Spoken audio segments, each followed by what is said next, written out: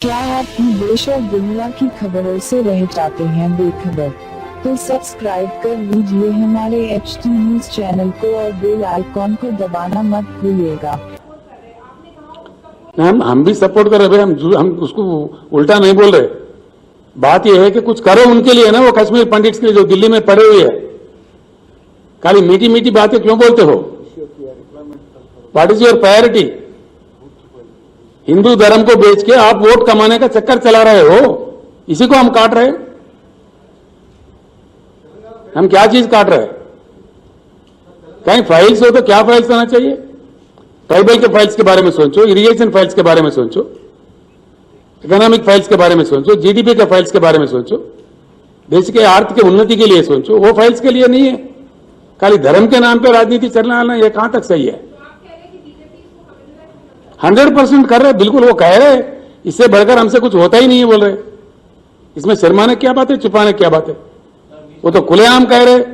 हमारे पास यही कश्मीर फाइल्स होता, पुलवामा होता, पाकिस्तान होता, हम किसी को राक्षस बताते, इसके नाम पे तुम वोट दो, यही तो कह रहे हैं ना वो लोग सुबह शाम। जो देश के हित में अच्छा नहीं है, इसमें क्या गलती है?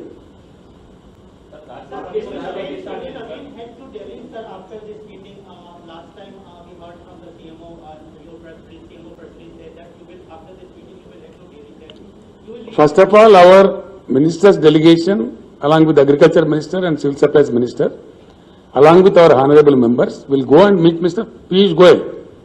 Ask him. We will see his reaction. Thereby, if need be, I will myself go to Delhi. You will seek time from the Prime Minister. We will see. I can't say it now. We will go according to the developments. One more question, sir. In recent press conference, including this, you always talked about clean politics, inclusive politics, and developmental-based politics. But when we see in states, there are several allegations on your party MLAs and ministers, and we see that corruption is becoming mainstream here in state. No, not at all. Who says? There are, You tell me the detail. If you cannot make a general comment like that. sir, detail being You cannot generalize, you know. If there any specific issue is there, please bring it to my notice. We will take action. BJP పోవాలంటున్నారు. కేంద్రంలో అంటే జాతీయ party మరొక జాతీయ party రెండు రాష్ట్రాలకే పరిమితమైంది. మరి ప్రాంతీయ పార్టీలతో బీజేపీ పోయేటట్టు ఆ దిశగా మీ విలేకరులతో నాదో ప్రార్థన అండి. నేను మొన్న రాంచీలో కూడా చెప్పిన. రాంచీలో ఒక విలేకరు నన్ను అడిగిండు. నేను అక్కడికి వెళ్ళి మాట్లాడిన తర్వాత విలేకరుల సమావేశం ఇట్లా జరుగుతుంటే అడిగిండ్రు. నేను ఏం చెప్తున్నా అంటే 100కు 100 मैं हिंदी में भी बोलूंगा हमारे हिंदी मित्रों के लिए कि इस देश में भारी परिवर्तन आने की बहुत ही जरूरत है।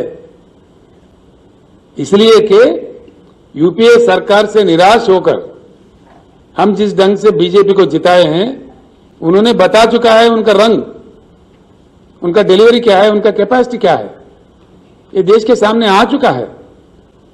और दूसरा एक बुरा चीज आ रहा है, कश्मीर फाइल जैसे कोई भावुक बना के लोगों को धर्म को बेच के वोट कमाने का एक राजनीति साफ दिखने को मिल रहा है। हर चुनाव के दरमियान कुछ ना कुछ आ जाता है, कुछ एक तमाशा करते हैं, कुछ एक ड्रामा करते हैं। ये बात ठीक नहीं है। और दूसरा बात यह है कि भाजपा सरकार के 8 साल का सरकार में किस चीज में देश की उन्नति हुई है? किस चीज में? कोई एक चीज बता दे मुझे। सारे इंडेक्स देखिए, केंद्र सरकार के आंकड़े देखिए। हम ये बात छुपा के थोड़ी बोल रहे हैं। ये बात सही है कि हमारा बहुत अच्छा तरक्की हुआ, विकास हुआ तेलंगाना में। देश के विकास नहीं होने की वजह से हम भी मारे गए, तेलंगाना भी मारा गया। मैंने असेंबली में भी कह दिया ये बात कि 11.5 लाख का हमारा जीएसडीपी है। हमारे बराबर का भी अगर केंद्र का परफॉर्मेंस रहता तो हमारा जीएसडीपी 14.5 लाख करोड़ होना चाहिए था। 3 लाख करोड़ का नष्ट हुआ केंद्र के नाकामी से, केंद्र के नॉन परफॉर्मेंस से। Yes, I am telling this as a chief minister, as an authority. It's a fact. దేశం నష్టపోతా ఉంది, మేము నష్టపోయినాం. కాబట్టి संविधानिक रक्षा की जरूरत है. किसानों का हकों को संविधान में शामिल किया जाए. हमारे पार्टी की तरफ से हम डिमांड कर रहे हैं, किसानों को बचाने के लिए, किसानों का गौरव बढ़ाने के लिए, किसानों को आत्मनिर्भर बनाने के लिए किसानों को संविधान रक्षा चाहिए, ये हमारा डिमांड है केंद्र सरकार के साथ। ये कोई उल्टा सुल्टा डिमांड नहीं है।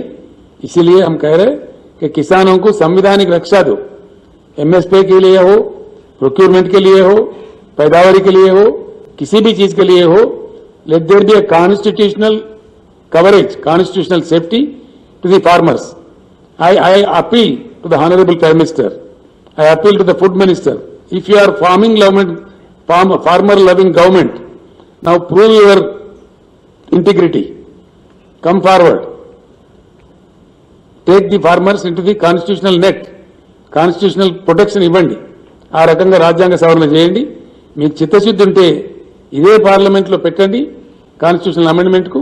మా పార్టీ సపోర్ట్ చేస్తాం, దేశమంతా కూడా సపోర్ట్ చేస్తారు, హర్షిస్తారు. ఆ రకంగా చేయాలని కూడా మేము కోరుతా ఉన్నాం. Thank you.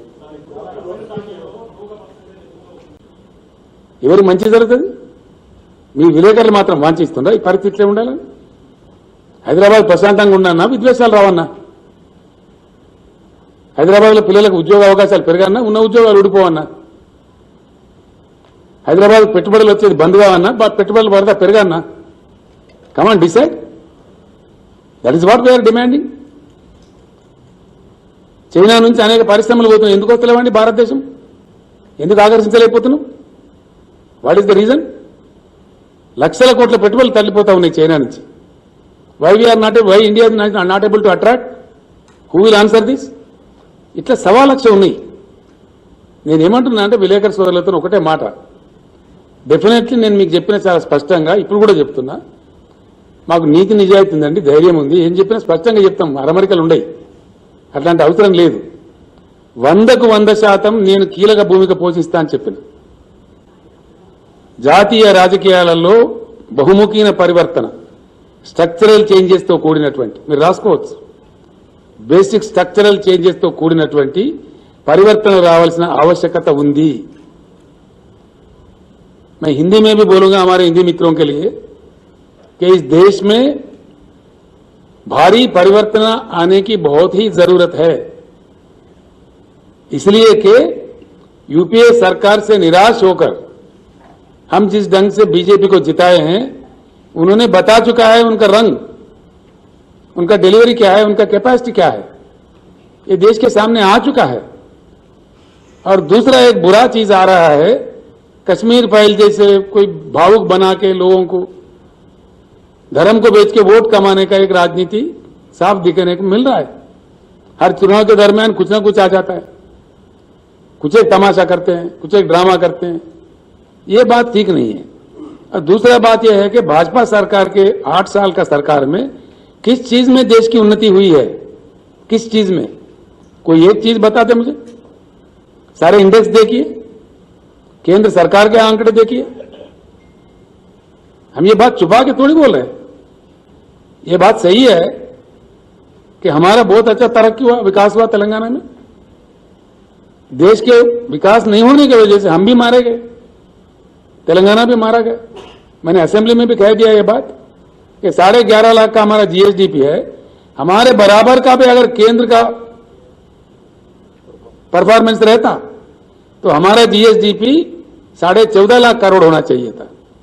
3 लाख करोड़ का नष्ट हुआ केंद्र के नाकामी से, केंद्र के नॉन परफॉर्मेंस से.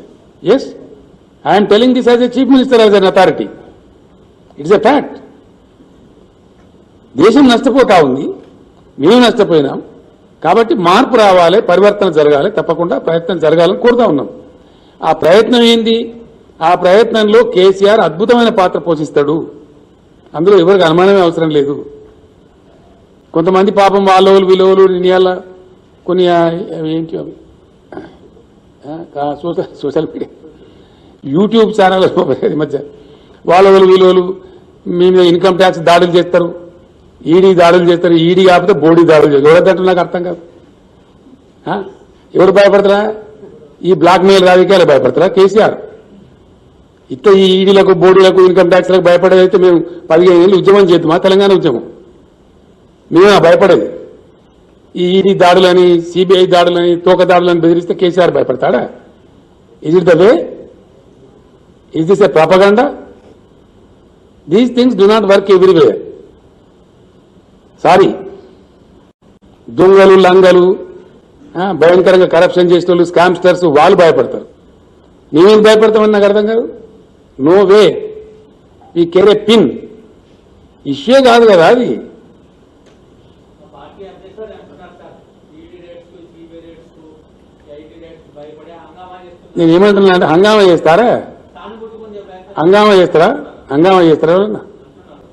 నిజంగా ఈడీ రేట్స్కి భయపడేటోళ్ళు భయపడతారు. ఈ పిట్ట బెదిరింపులకు, ఈ ఈడీ బీడీ బెదిరింపులకు, నీ బోర్డు బెదిరింపులకు ఎవరు భయపడాడు. The most welcome come. Sir procurement centres మనం పెట్టాము అని ముందే చెప్తాం సార్, అయినా రైతులు ఇంత పెద్ద ఎత్తున పంట పండించారు. అందుకే కొనమంటున్నావు రాహుల్. మేమే రైతులను పంట తగ్గించే కోసం చెప్తాం కదా. పంట తగ్గించినాం కదా 20 లక్షల ఎకరాలు. ఏ డిస్కరేజ్డ్ 20 लाख एकड़ తగ్గింది. आप तंदुरुस्त, आपके अफराद खानदान तंदुरुस्त।